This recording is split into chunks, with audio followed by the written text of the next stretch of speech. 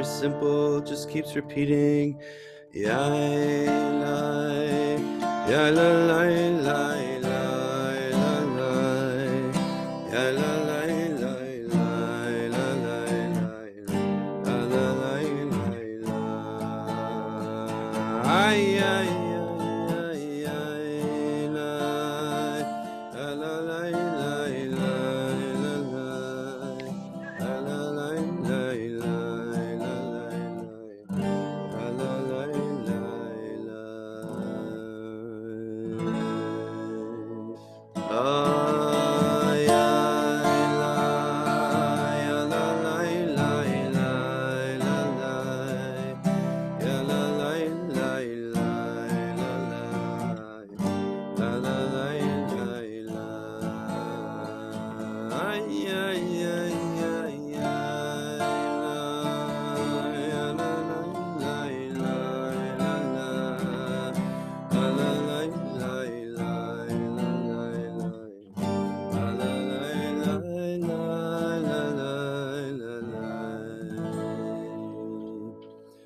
All right, so I guess one more Niggun if we're still waiting. Niggun is a melody, and these Niggunim, these melodies are connected to actual prayers with words, but I'm just sharing with you the melody. Sometimes the melody is better because the words get in the way sometimes, you know. Whereas a melody, you can bring whatever you're feeling, you can bring it into what you're doing there.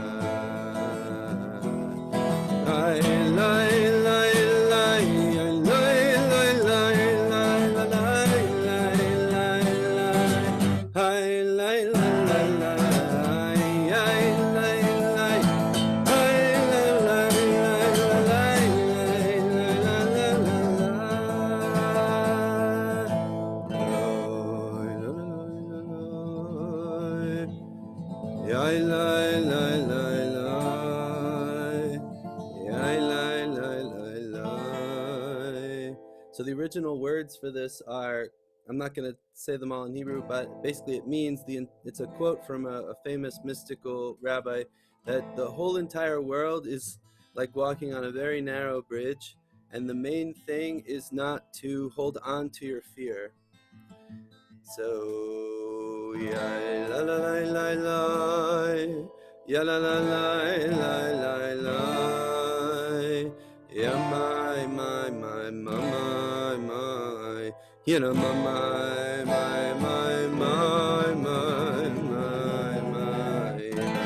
la la la la, oh ya la la la la, ya na na na na, oh ya la la la, ay la la la la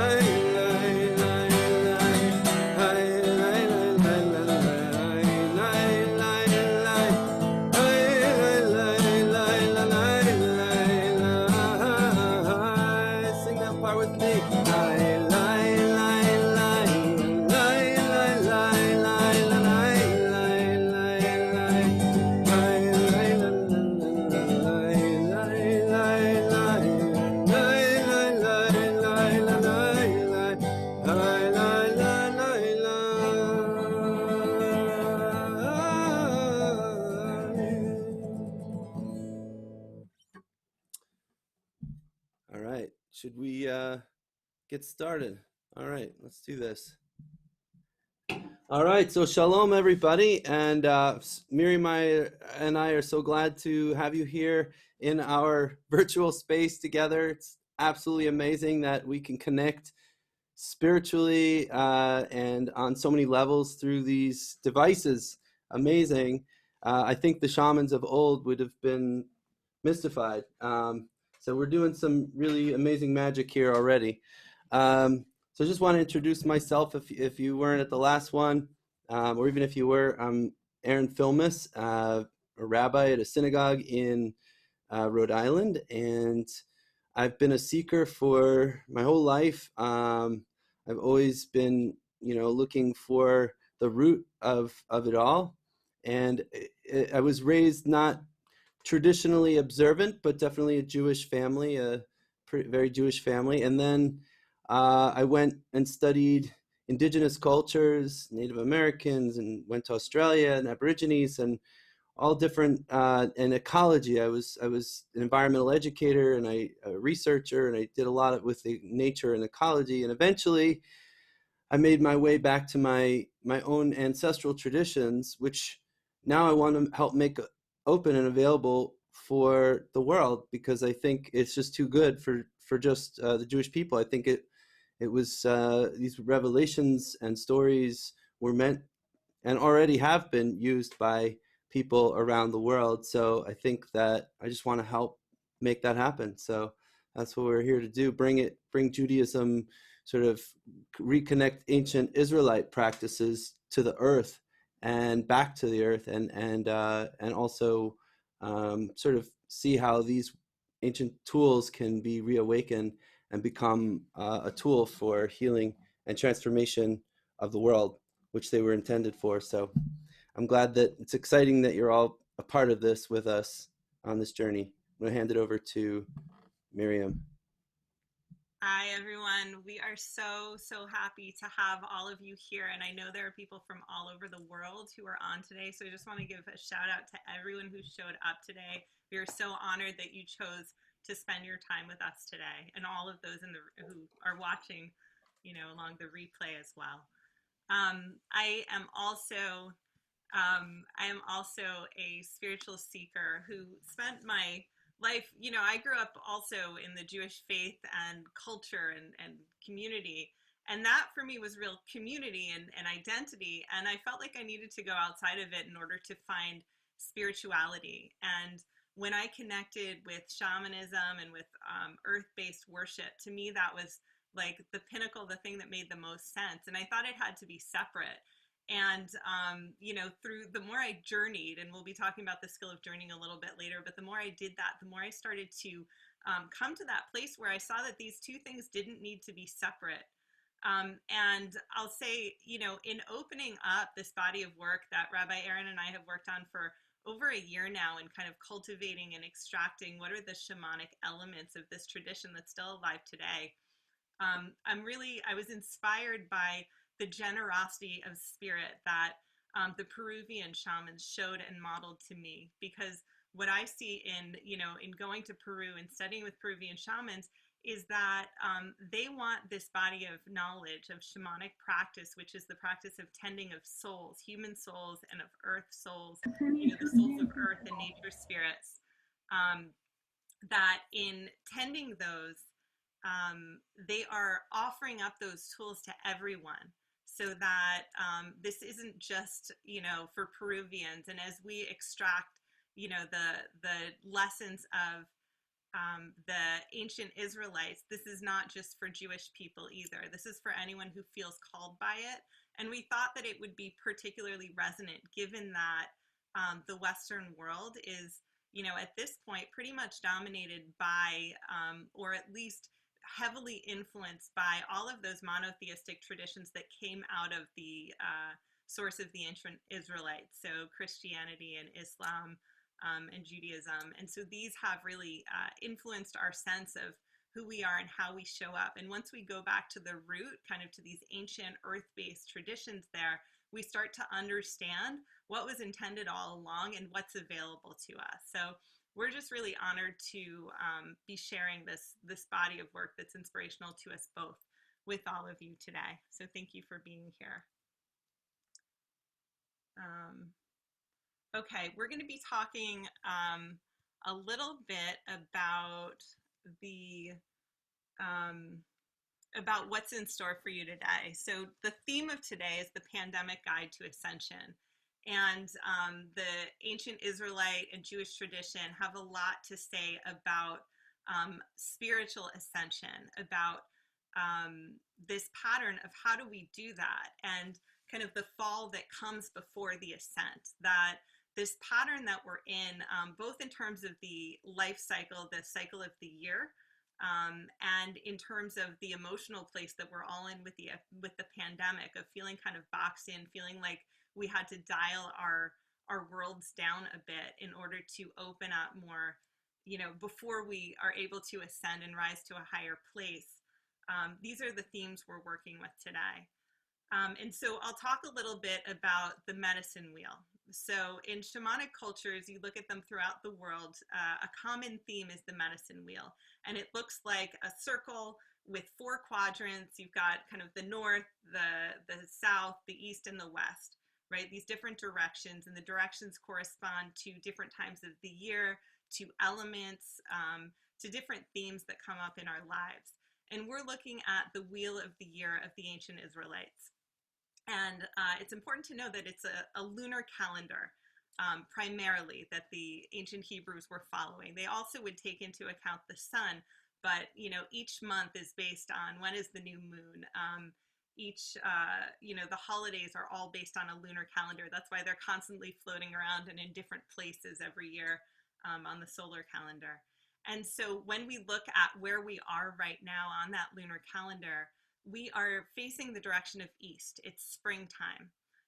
And so east, for east is that time, that place where the sun is rising, right? So we have the time of sunrise. We have this bright light, sunlight that is moving through us all. And also from an Israelite perspective, from a Jewish perspective, the east is the place that what we call Ruach HaKodesh flows through us, the Holy Spirit.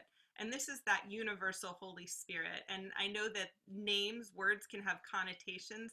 We're not talking about a Jewish concept. We're not talking about a Christian concept. We're talking about an energy of tremendous power that flows through us, this power of the Creator. So East is a really powerful time. And it's also a time where we go through a very difficult place. According to, that medicine wheel of the Jewish people, we're looking at Passover, right? So it's a time where Jews were in slavery in ancient Egypt, and they moved to a place of freedom. And if you look at the Christian calendar, it's the time, the Last Supper was a Passover Seder. It's a time where Jesus was in his body, he was being persecuted, and eventually he left his body, right? He moved out from the physical form to a spiritual form. And so this transition, this moving and ascending is a theme that at least moves through those two religions. I know it's also Ramadan, but I can't really speak to that very well right now.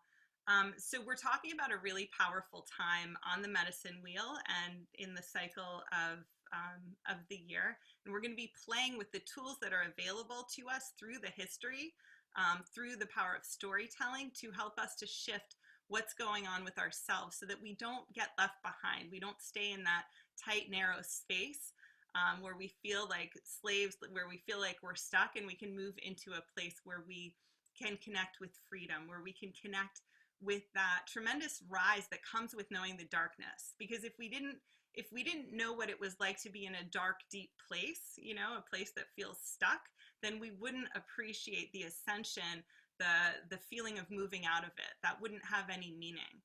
So it's the darkness that defines the light. And that's what we'll be playing with today. Thank you. That was beautiful. I just want to add that this idea of Ruach HaKodesh, or the Holy Spirit, in Hebrew, the word for spirit is also the word for wind. Ruach is the word, it means spirit and wind. And so as we open this gate of the east, of the sunrise, of the spring, of Pesach, and Ascension, that we can feel that there's this wind coming in, this holy wind.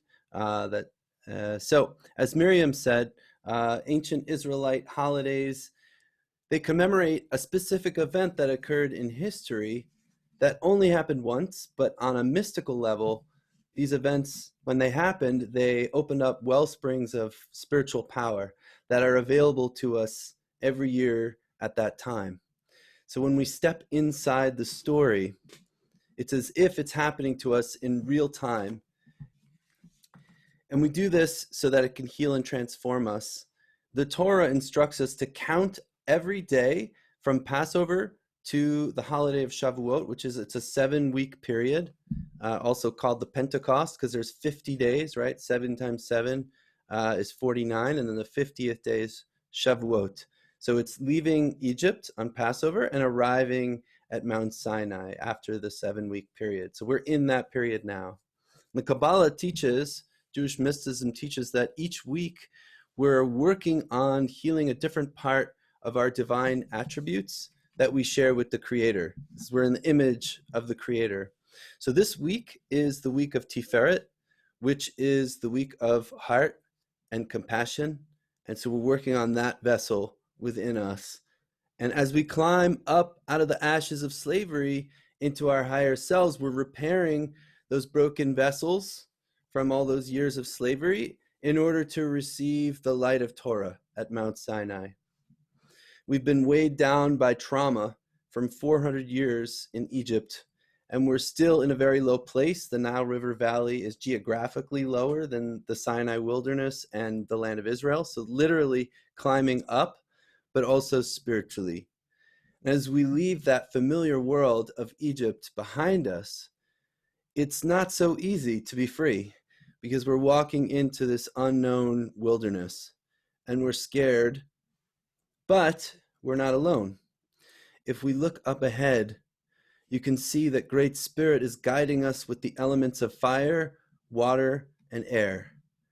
There is a pillar of cloud by day and a pillar of fire by night that is guiding us, guiding the entire camp through the wilderness. And when it's time to rest, that cloud or that fire, it settles around the entire camp and it protects us. And when it's time to get up and go, we know, because that fire or that cloud, it will collect itself into a pillar that will then lead us in the direction that we need to go, like a shepherd's staff through the wilderness. In Egypt, our people were very fruitful and multiplied from a small family into a mighty nation. We grew within this womb of the fertile Nile River Valley and were plucked out by the hand of God, as if there was this animal that needed to be born, but it was, like a breech birth or something, and God just plucked us out. And it was always associated, birth is always associated with water, right? The fetus is surrounded by the amniotic fluids, the mother's water breaks, and it's a sign that the birth is coming.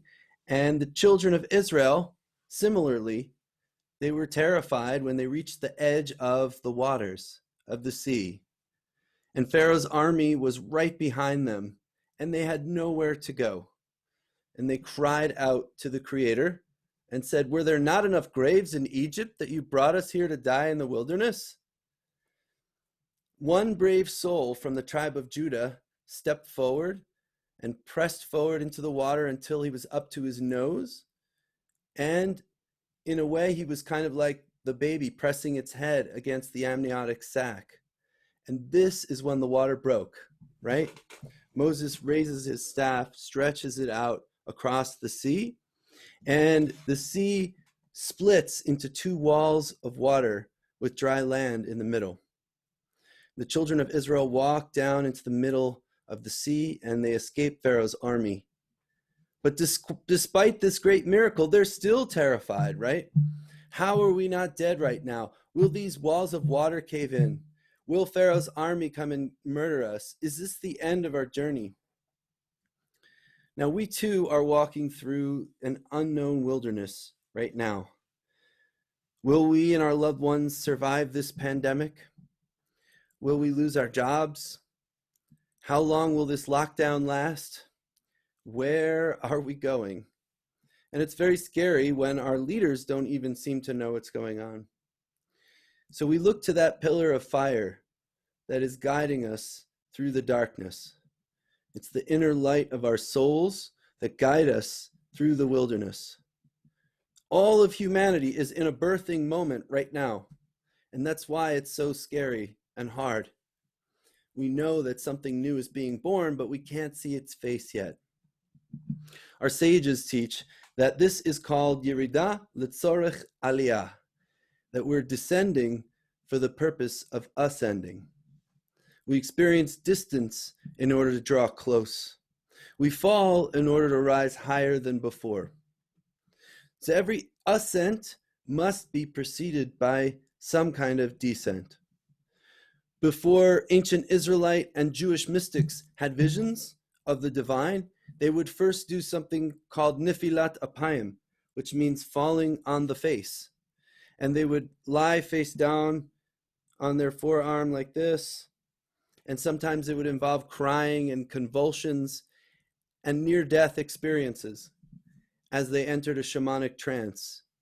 They often described it as falling off a roof down into a lower world before entering a visionary state or performing a soul retrieval. The Merkava mystics, who had visions of the divine chariot, they were called Yeridei Merkava, which means the ones who descended before the divine chariot. So everywhere we look in our stories and our traditions, we find Yerida L'tzorech Aliyah, descending for the purpose of ascending. So right now that we're in the midst of a descent, a global descent, it's causing us to draw closer. That's why we're here today.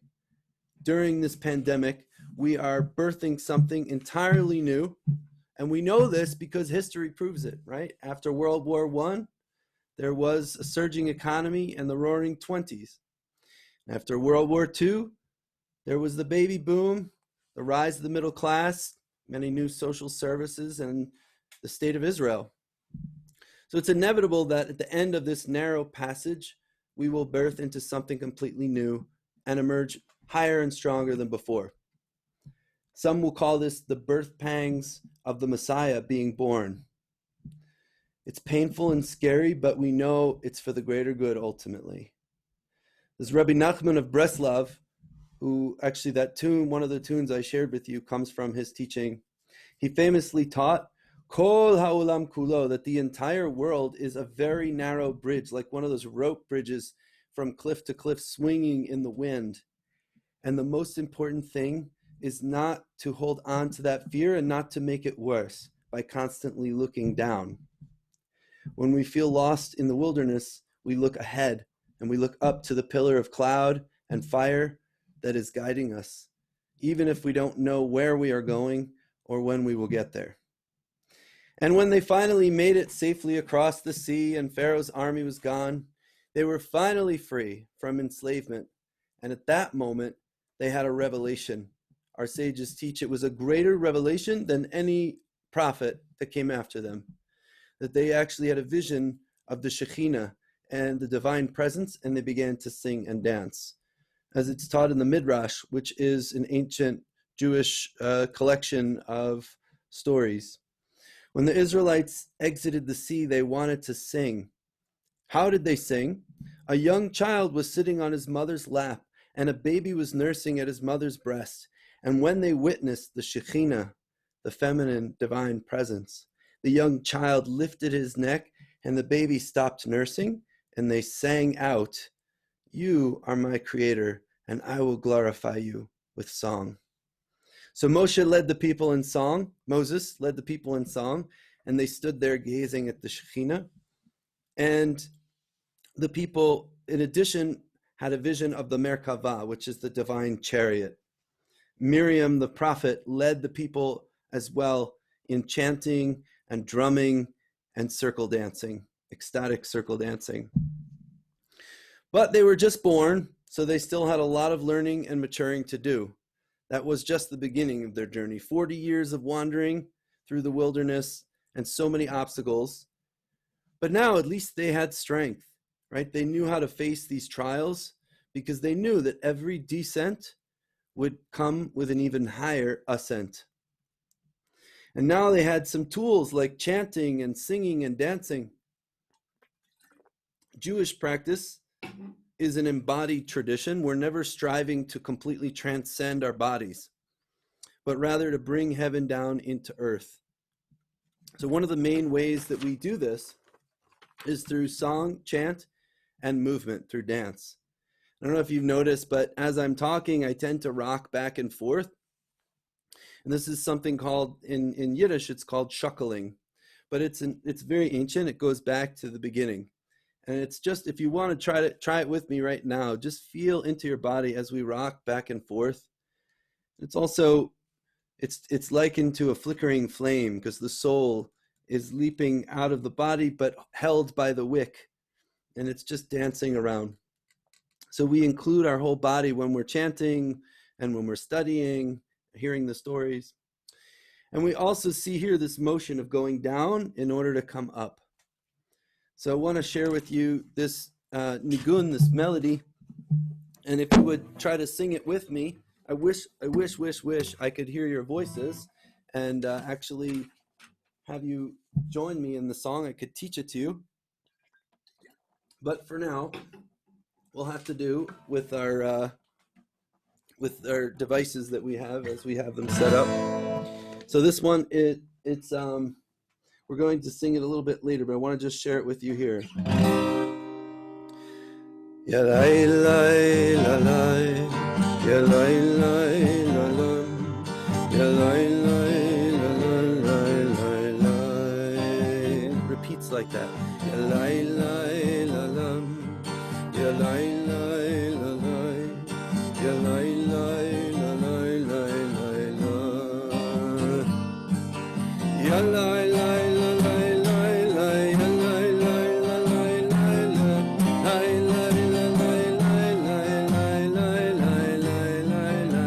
lai lai la lai lai lai lai lai lai lai lai, lai lai la lai lai lai, ya lai lai la lai lai lai, lai lai la lai lai lai lai lai lai lai lai, ya lai la lai, ya lai la lai. Ya lai lai la lai lai lai lai. One more time. Ya lai la lai, ya lai lai la lai, ya lai lai lai lai lai lai lai. Thank you. All right. So what we're going to do now is move into a space of experiencing the power of story. So, and we all know how powerful mythic stories can be. So this, the story of Moses, and coming into his own leadership and crossing the Red Sea and all that he's done has inspired so many other mythic stories in modern day society. Star Wars was actually based on that kind of mythical story. And as shamans know, stories have the power to heal. And so as we tap into the energy of the story, as we tap into the lessons of the story, we're able to shift things in ourselves and move into a space of greater clarity. So what I'm going to have you do is tune into what's going on for you presently. We're going to be working with the emotions that are present inside of us, given everything that's going on, given the corona times that we're living through. And we're going to bring those with us into the story to heal them. Okay, so that's kind of an overview of what we're going to do. So I'm going to guide you into a space where you can connect with what's coming up and bring it with you. So close your eyes and take some deep breaths into your belly. As you breathe into your belly, you're filling it up with air. And as you exhale, you are releasing that breath and allowing the belly to move to the back body. And so breathing in, filling your belly with air, and breathing out all the way, releasing all of that air. Breathing in newness in this moment, and breathing out. And continuing with that breath. Noticing the body coming to a space of calm, noticing everything beginning to slow down and get centered.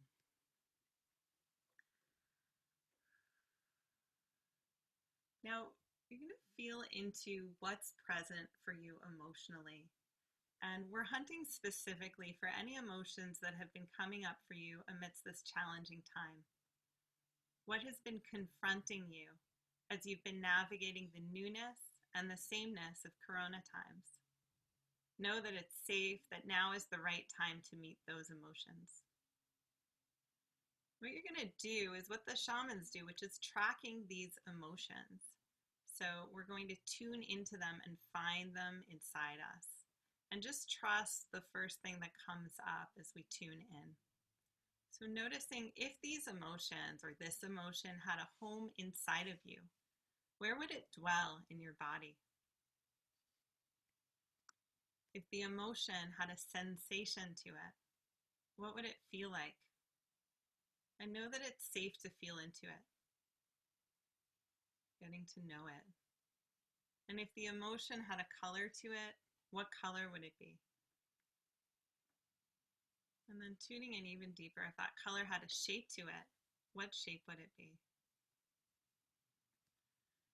Now we're going to perceive and imagine that shape that's showing up inside of your body. And if you're not visual, you may just find it. You might have a feeling state. You're going to tune into that anyway. This can work with all sorts of intuitive senses. So you imagine that shape as a chamber of sorts, right? So imagining it's hollow, that you could move inside of it. And as you move inside, you can imagine that you can step inside of the shape. Maybe there's a doorway that's opening up. Maybe you just imagine yourself just appearing on the inside and getting a felt sense. What does it feel like in there? And looking around and noticing what it looks like in there. Taking in all of the details that are available to you through whatever your unique gifts, your unique senses are. Noticing if anyone's with you in there. And if so, they'll be your companions on this journey. And if not, that's fine too. And looking around, also feeling around for any objects that might be inside here with you. And if you find anything, noticing what it looks like or feels like, what becomes aware to you, what comes up in your awareness about it. You can take these objects into your hand, or you could find a pouch that you can store them in. So you're going to be taking these objects and these companions with you as we go on this journey. And knowing that oftentimes, and usually in my experience, there are gifts waiting for us inside of our challenging emotions. So this shape that you stepped into, the shape of your emotion, is morphing into the shape of the moon. It is changing shape. So you can see the moon or imagine the moon there. And the moon forms the foundation for the yearly cycle of the ancient Hebrews. It's the medicine wheel of the year. We are moving into the east side of the wheel, moving into the springtime, the direction in the east where the sun begins its ascent in the sky. The element of air is moving through the east in the form of a powerful wind. You can invite it into your heart, into your body, if you wish. Now imagine a doorway opening up in front of you into the direction of the east. There are rays of light shining through this doorway. You can feel the power of the winds of creation blowing through you, the power of the sunlight warming you. Walk into the sunshine, holding the hands of any companions that have joined you there, noticing that those objects are still with you. And tuning into the emotions that arise in your body as you leave the old world behind.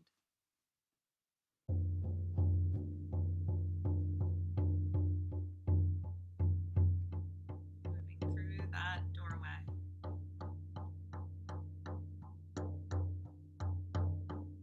As you move through this portal, you find yourself moving rapidly forward.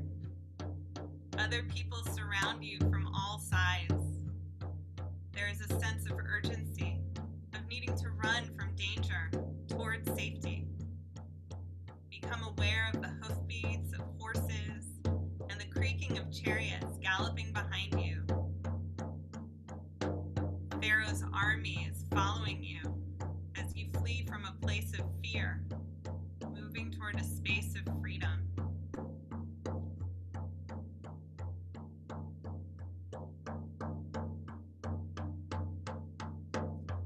Become aware of the smell of salt water in the air. Note any emotions that can't come up as you move yourself toward this body of water. Notice that there are no boats with you. Will you drown? Become aware of one figure far in the distance. He steps into the water and he continues walking as you stand there watching. He moves in as far as his lips. Then the leader in front of you, Moses, raises his staff into the air, sweeping it down over the water. As if curtains have been pulled back, the water parts in both directions. You hesitate. Will the water hold? Is it safe to proceed? But the hoofbeats become louder behind you. Barefoot in the cold desert sand, you begin moving toward the sea. Your companions have become your allies in this journey. You are all in the same boat. You move into this space where the sea was, into this pathway. You feel the wet earth on your bare feet. You smell the salt water. You see the water on either side and its many creatures surrendered in the passageway around you. Ahead and above of you is a pillar of light, a light of hope, guiding you forward. Behind you is a cloud, miraculously catching the arrows flying from Pharaoh's army. None reach you.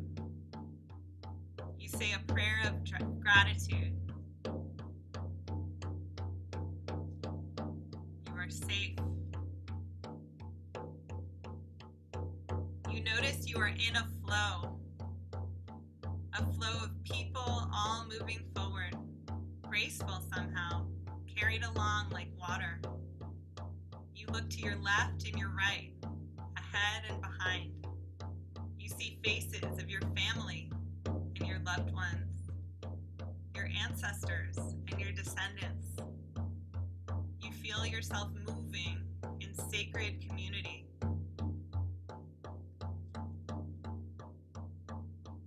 Feeling that sense of being surrounded by love, having helpers around you, being together in this journey. Noticing that a feeling of community, undergoing a trial together, bonds them together. For that is what this is, a rite of passage, a birthing of the old community into a new community, bonded together by shared experience. Noticing that in some way this marks a great transition. You are here for a reason.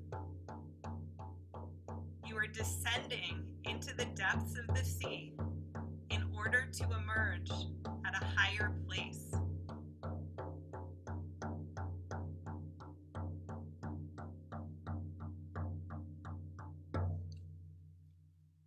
Noticing that you have descended to the center point at the bottom of the seabed.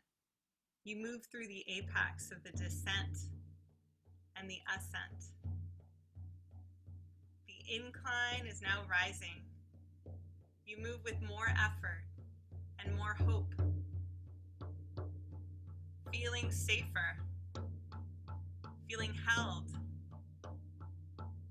feeling closer to freedom, checking in with the selves and the items that you've brought from your caravan, noticing how they feel to you now, how they look. Emerging from the seabed, finding yourself on dry land. Look back at the sea and you see a great light, choir of singing as if angels are here. Drums are getting louder and thunderous as you join in the singing, feeling yourself lifted up and embraced by loved ones, all exalted with joy. You are in the innermost circle within many larger circles. All of the people in your family, community, country, world, all moving in circles around you.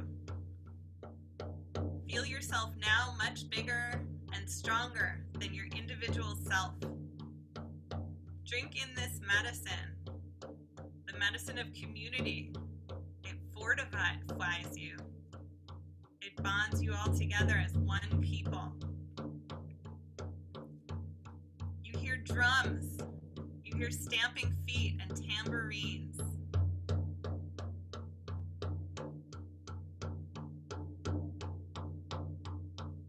One woman is leading the drumming and the dancing. It is Miriam the prophet, sister of Moses. You hear the song not just with your ears, but inside your very heart. Listen with the ears of your heart and allow yourself to sway, to drum along on your body, to move with the rhythm. You feel the power of dance moving inside you, allowing you to shake free all your old ways of being. Release them as you shake your hands and stamp your feet. You don't need them anymore.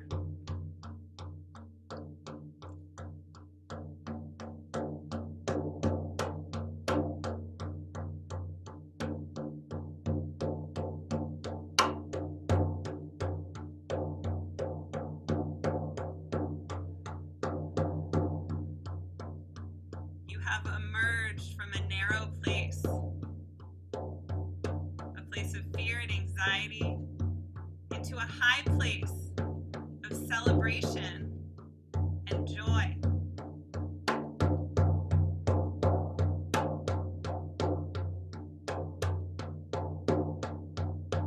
Scan your body. What does it feel like? What has shifted inside you? Look for that sense of relief, of joy at having emerged on the other side of this great trial. What was it waiting inside of you to emerge? We moved through a challenge and have gathered strength and resilience for the journey ahead.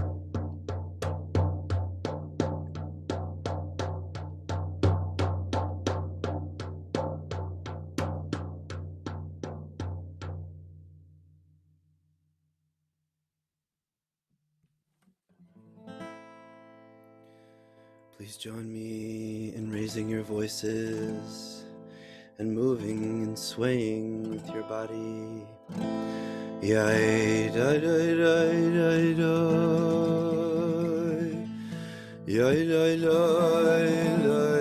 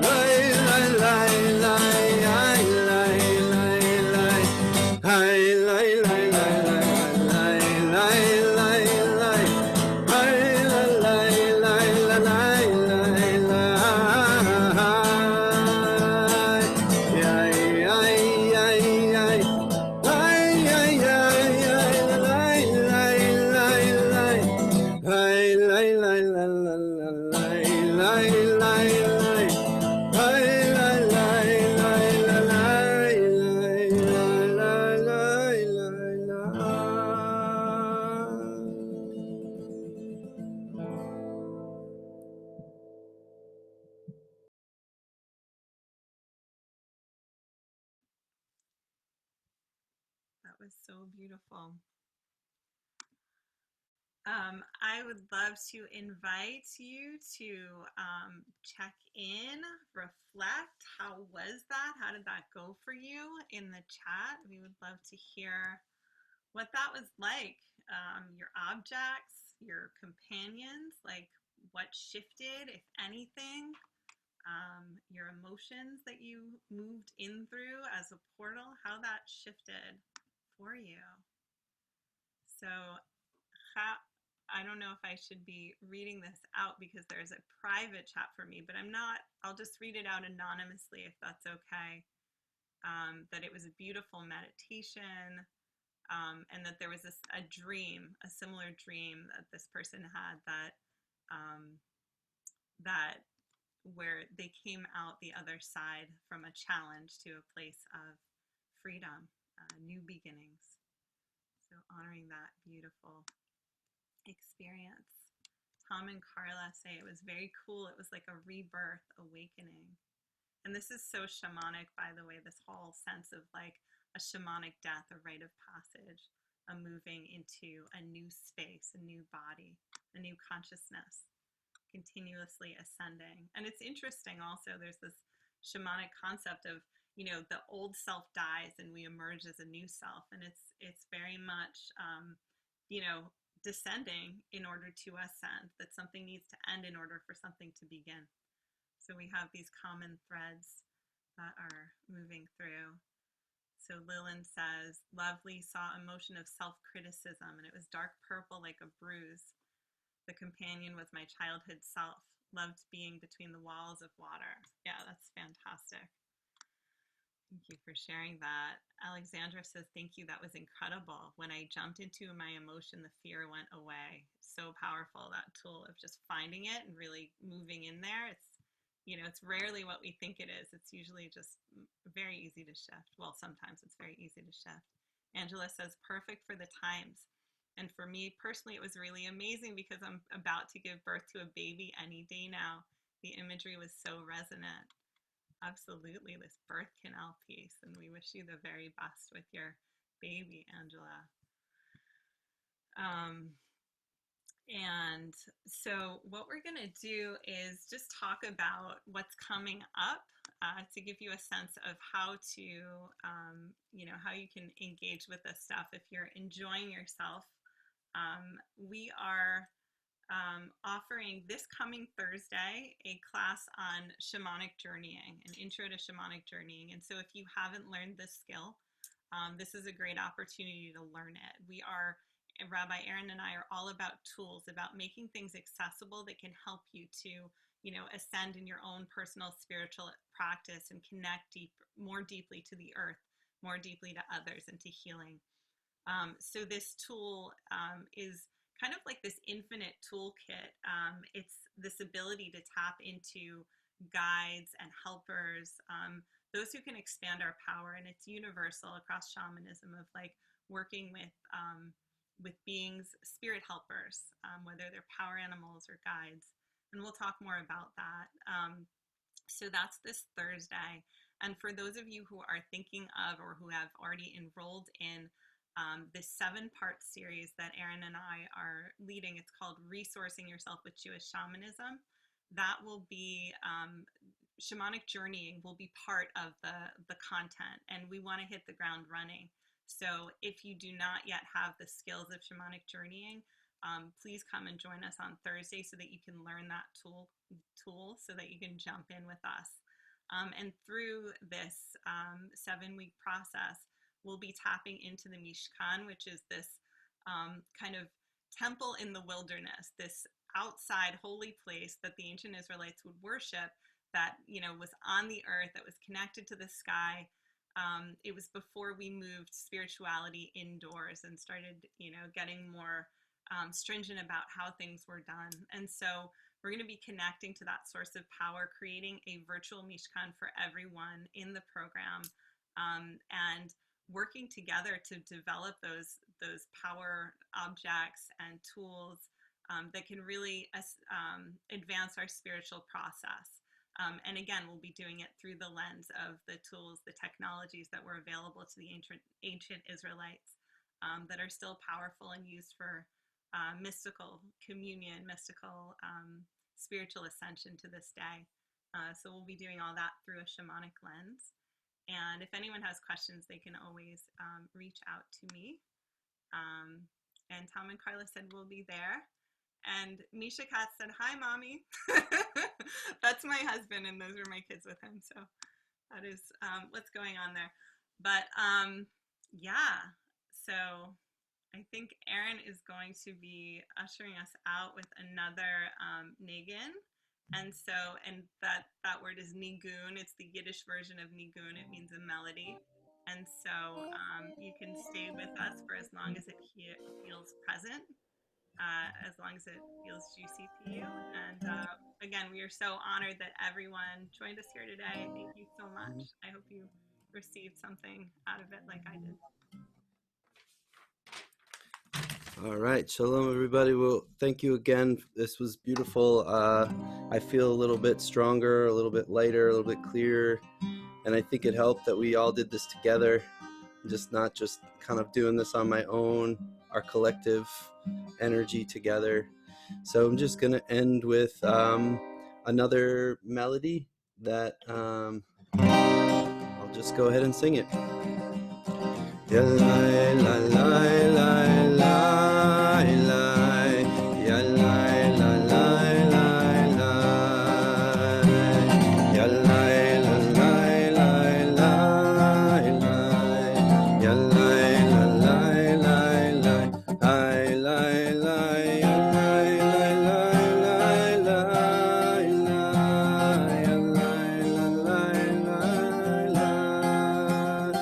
ya la la la la la, ya la.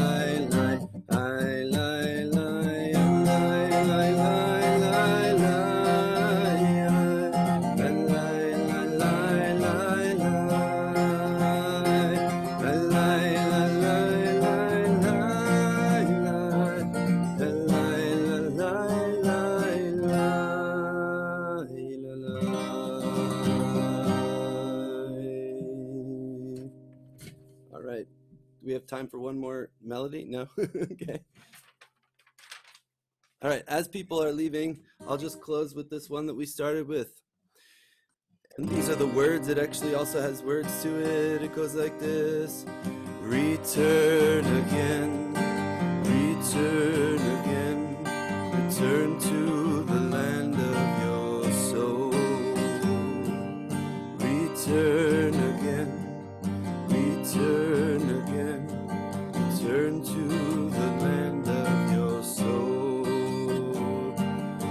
Return to what you are, return to who you are, return to where you are, born and reborn again. Return to what you are, return to who you are, return to where you are, born and reborn again.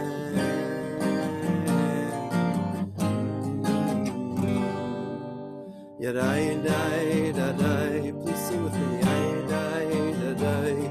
Yadai, dai, da, dum, dum, dum, da. You know the words. Yai, lai, la, lai. Yalai, lai, la, lai.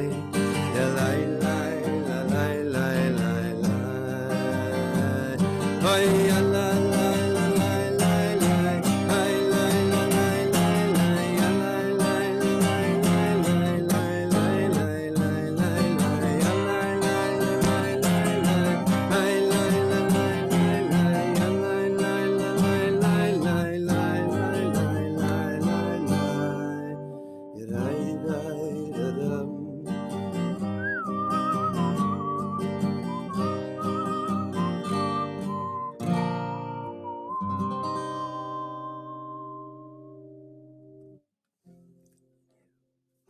Thank you for singing along back home. I wish I could hear your voices. Thank you all. Shalom. And carry that strength with you. Remember that this is a birthing moment and that with every descent, there's an even higher ascent. And these are just the birth pangs of something really profound being born. So hang on tight. We're going to get there. Don't worry.